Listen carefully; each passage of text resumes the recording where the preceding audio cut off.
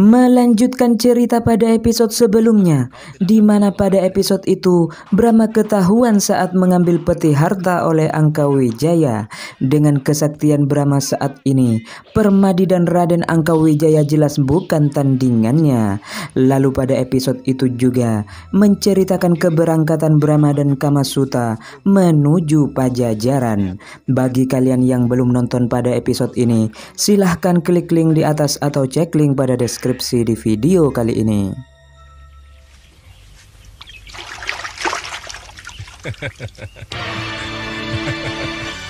Mau apa kamu? Tidak mau apa-apa. Pertemuan ini seperti sudah diatur dewa. Tidak pernah aku bayangkan bahwa aku bisa bertemu Anda di tempat seperti ini. Kalau sudah ketemu, terus mau apa?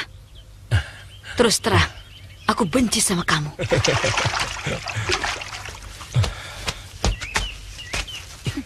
Aku memang bukan pemuda baik-baik.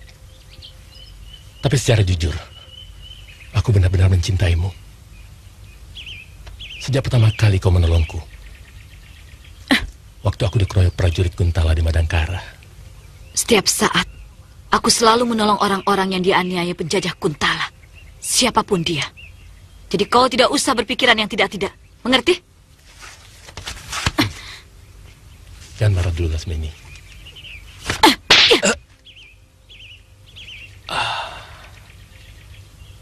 Aku akan membunuhmu.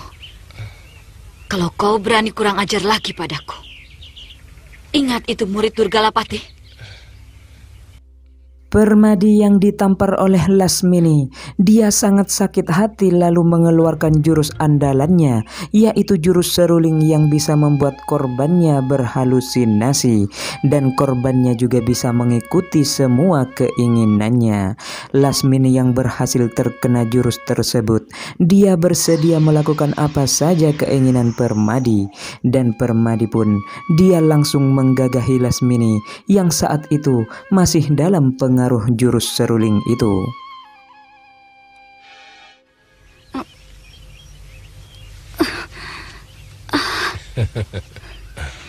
Maafkan aku, Lasmini. Permadi pantang dihina.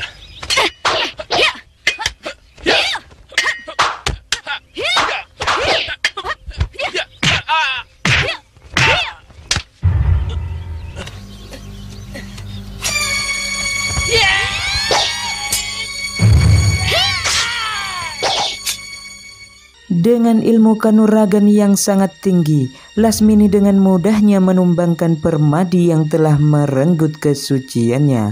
Lalu Sin pun berganti, terlihat anggun, dia sedang berpamitan pada Hadiraksa. Saya ingin melihat dunia. Saya ingin mengalir bersama suratan Sang Pencipta. Dan saya yakin, di tengah jalan, saya pasti menemukan tujuan hidup saya, Ayah. Mudah-mudahan kamu selalu ingat bahwa ayah sudah tidak muda lagi.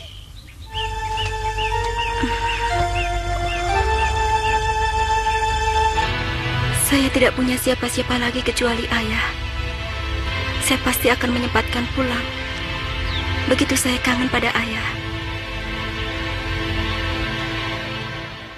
Kemudian Sin pun berganti, terlihat Brahma dan Kamasuta, mereka telah memasuki daerah Kuntala.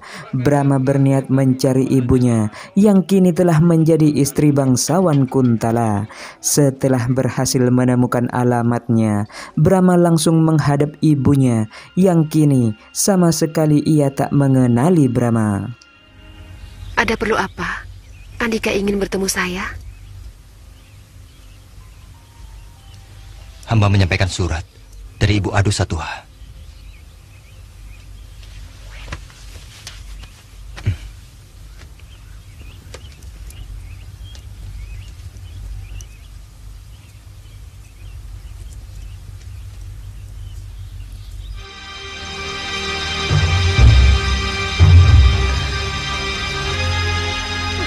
Brahma. Ibu.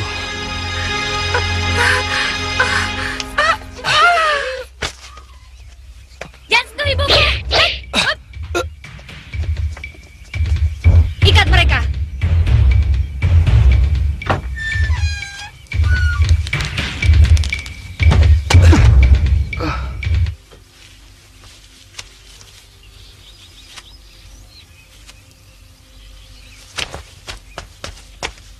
Ada apa, Mantili? Mereka mau mengganggu ibu, Ayah. Untung saya segera datang.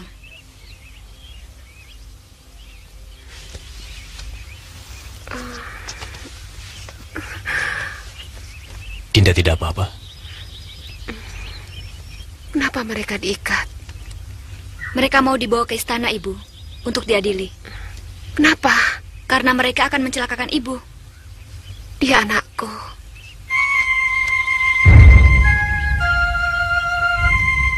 Kakakmu, Mantili.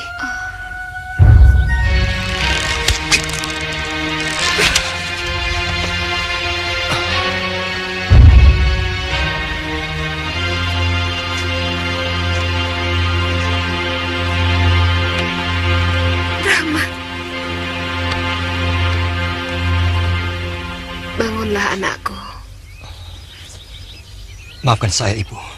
Begitu lama saya mencari Ibu. Bunda yang salah, anakku. Kakang Adalepa, ini anakku Brahma.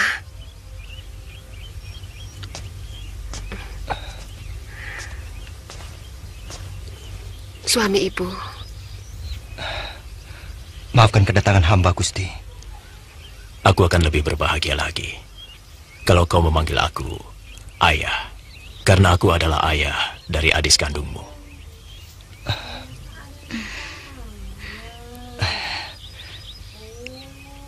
Terima kasih, Ayah. Aku terbuang sejak kecil, jauh dari keramaian, bahkan jauh dari pergaulan manusia. Ketika anak-anak seusiaku sedang senang-senangnya bermain, aku sibuk dengan berlatih ilmu kanuragan. Hanya satu yang ada dalam pikiranku ketika itu, yaitu bela pati atas terbunuhnya ayahanda dan mencari tahu berita tentang ibu. Tapi kemudian, kakak seperguruanku yang sudah kuanggap sebagai pamanku sendiri memberiku pelajaran bahwa berjuang merebut kembali negeri Madangkara dari tangan penjajah Kuntala jauh lebih mulia dari segala yang kupikirkan. Makin dewasa, aku makin tertarik pada perjuangan bangsaku sendiri.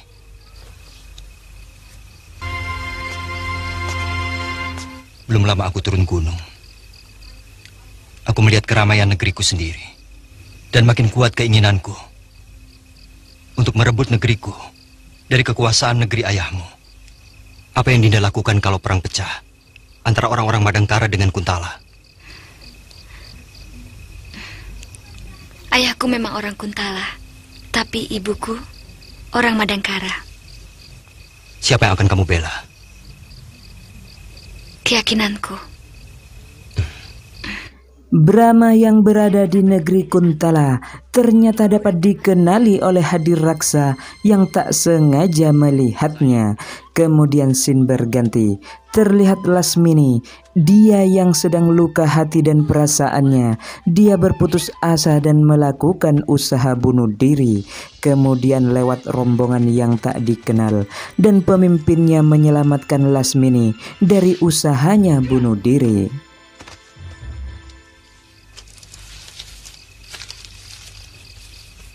Makanlah, biar tubuhmu kembali segar.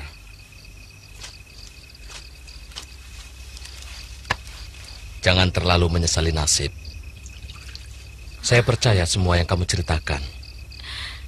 Saya sudah tidak suci lagi. Kesucian adalah masalah jiwa, bukan persoalan keperawanan semata. Seorang janda, dia tetap wanita suci, meskipun dia bukan perawan lagi. Saya merasa masa depan saya sudah hancur. Itu sebabnya kenapa saya ingin cepat mati.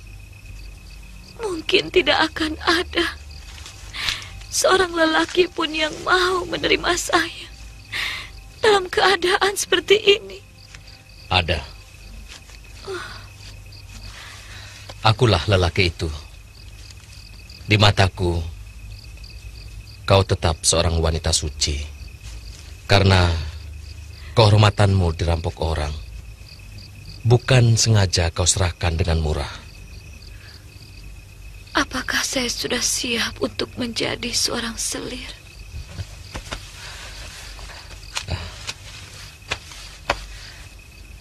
Aku memperlakukan semua istri-istriku itu sama. Kau akan buktikan ucapanku. Lasmini ternyata diselamatkan oleh bangsawan yang gemar mengumpulkan istri. Kemudian scene berganti. Terlihat Hadiraksa. Ia melaporkan apa yang dia lihat di pasar kemarin kepada Mahapati Kuntala. Dia juga mengungkit masalah istri Ardalepa yang merupakan orang Madangkara. Kalau begitu, kau panggil Senopati Kebu Mundarang kemari dan kirim surat pada Baginda. Ada apa? Gusti dipanggil Baginda Prabu.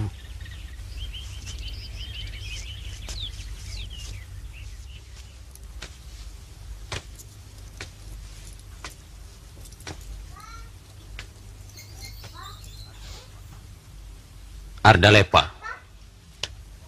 Hamba Gusti Prabu.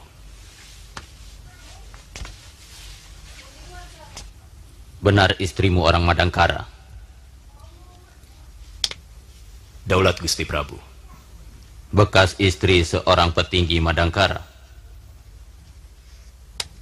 Daulat Gusti Prabu. Sejak kapan? Lebih dari 15 tahun yang silam, Gusti Prabu. Cukup lama.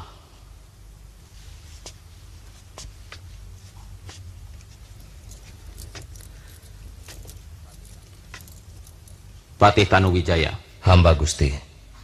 Selama itu, apakah negeri kacau? Atau pernah terjadi keonaran? Dikhawatirkan. Jawab pertanyaanku yang benar. Apakah selama itu pernah terjadi keributan di sini? Daulat Gusti Prabu, memang tidak pernah. Nah, lalu apa keberatan kalian? Hadiraksa. Beribu ampun Gusti, tapi di Madangkara, putra dari istri Mantri Kanuruhan yang bernama Brahma seringkali membuat kekacauan bersama bekas anggota pasukan Madangkara yang berhasil meloloskan diri sewaktu perang. Dari dulu kalian tidak becus mengurus Madangkara. Selalu yang dilaporkan keonaran. Sudah berapa banyak emas yang kalian pergunakan untuk dana keamanan, tapi tak pernah aman. Aku malah mendengar bahwa kalian sering membuat keributan dengan mengacau perdagangan rempah, memungut pajak semena-mena. Hal itu seharusnya tidak kalian lakukan dan akan merembet menjadi keributan-keributan yang lain, membuat rakyat menjadi tidak tentram. Tidak ada suatu negeri akan tentram kalau ketentraman rakyatnya tidak pernah dilindungi. Ampun Gusti.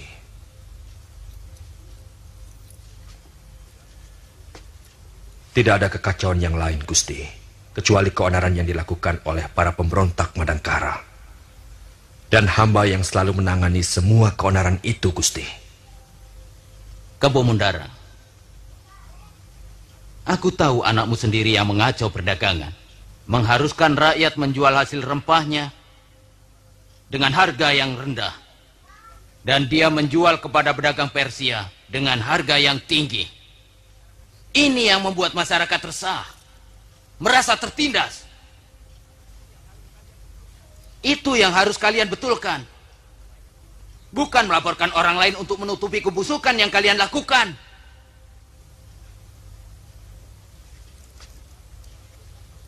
Kalian tidak usah menduga-duga siapa yang melaporkannya kepadaku. Karena anakku Pangeran Damar Kencana sendiri yang membuat laporan. Jadi, apa sebenarnya yang akan kalian laporkan padaku? Ampun Gusti, terus terang saja. Kedatangan putra tiri Dinda Kanuruhan Ardalepa dikhawatirkan akan menimbulkan kekacauan sendiri. Atau siapa tahu mereka akan menyusun pemberontakan. Dikhawatirkan artinya baru diduga. Aku tidak bisa menghukum yang belum pasti, Patih. Seperti anakmu Hadiraksa. Aku tahu. Dia adalah anak salah seorang petinggi Madangkara, bukan? Apakah berarti kau harus patut kucurigai? Aku tidak suka laporan yang menghasut. Penjarakan kedua orang ini.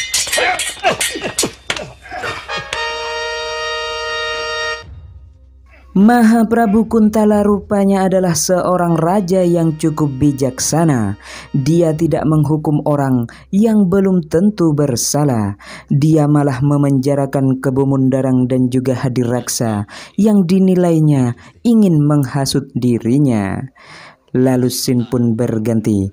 Terlihat di suatu pasar ada seorang pendekar yang menantang orang-orang di sekitarnya untuk memasang taruhan. Siapa yang bisa mengalahkannya, dia dapatkan seluruh hartanya. Gak berani. Aku ikut taruhan.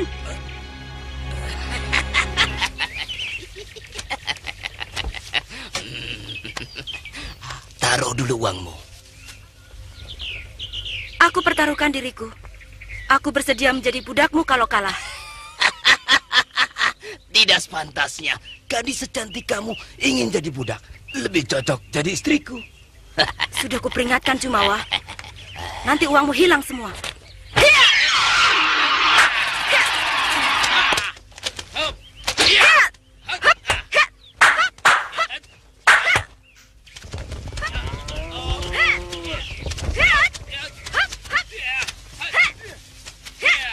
Maaf Bu, ada apa itu?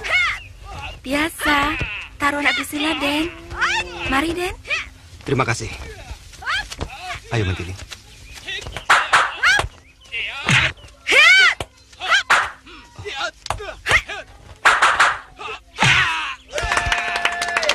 Anggun!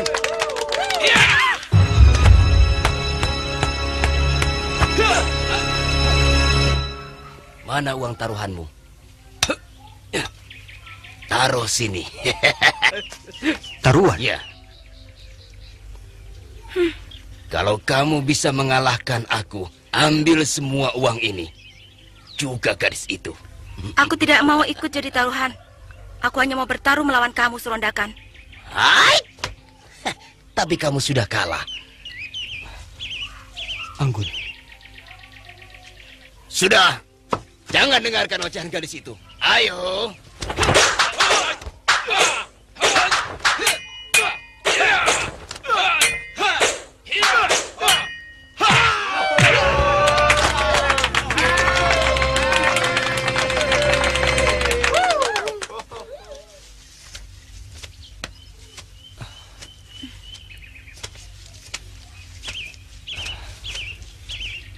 Mau apa kau?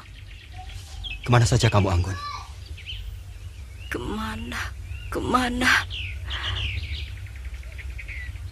Ternyata kamu tidak punya malu, tidak punya perasaan. Di depan kekasih barumu itu, kamu masih mencoba merayuku.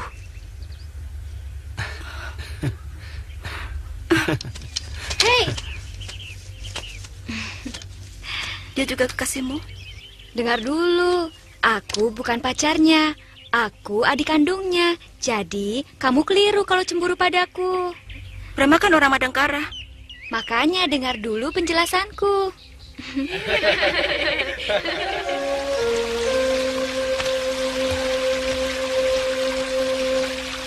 Kakang telah mendengar semuanya dari Biksu Nisripala.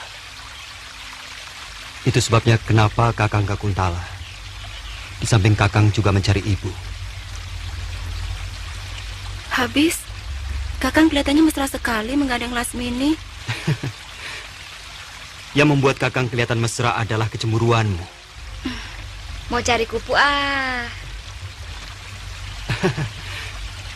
Siapa suruh kamu tidak mau ikut kupu-kupumu ke Pajajaran? Takut ada setan lewat. Terus menggoda Kakang Kamasuta. Kan bisa gawat. Alah, bicara terus terang saja, Mantili. Jangan-jangan malah setannya menggoda kamu. Hus.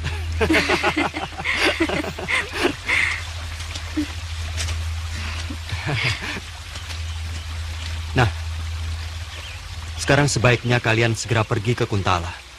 Sebab Kakang secepatnya harus pergi ke Sumedang Larang untuk menemui Pangeran Purana. Baiklah, Kakang. Di sebuah tempat dekat pantai Pajajaran, terlihat pasukan Tanjung Singguru mendirikan kemah. Mereka adalah pasukan yang hendak menyerang Pajajaran karena lamarannya ditolak oleh Raja Pajajaran. Ampun Gusti, sebenarnya terlalu bahaya mendirikan perkemahan di sini, Gusti Prabu. Mata-mata Pajajaran akan mudah mengamati gerak-gerik kita. Tentara Tanjung Sengguru bukanlah pengecut yang selalu sembunyi-sembunyi dalam menyerang. Kita menantang untuk perang terbuka. Suratku kepada Gerba Menak sangat gamblang. Terima lamaranku atau negerinya kuserang. Maafkan hamba yang picik, Gusti. Dengan gerakan terbuka seperti ini, Pajajaran akan sempat mempersiapkan tentara. Bahkan mungkin punya waktu untuk minta bantuan negeri lain, sahabat mereka. Semuanya sengaja kulakukan, Senopatiku. Kita akan lihat negeri mana yang bantu Pajajaran. Dengan begitu, kita akan punya alasan untuk menaklukkan mereka. Yang jelas, Sumedang Larang pasti bantu mereka. Tidak akan lama lagi, kita akan lihat seluruh bumi Parahyangan akan tunduk kepada Tanjung Sengguru. Dan bersambung, nantikan terus kelanjutan cerita Singgasana Brahma Kumbara hanya di channel kesayangan kalian, Herman Studio. Jangan lupa like, share, dan juga subscribe. Sampai jumpa di video selanjutnya. Salam Herman Studio.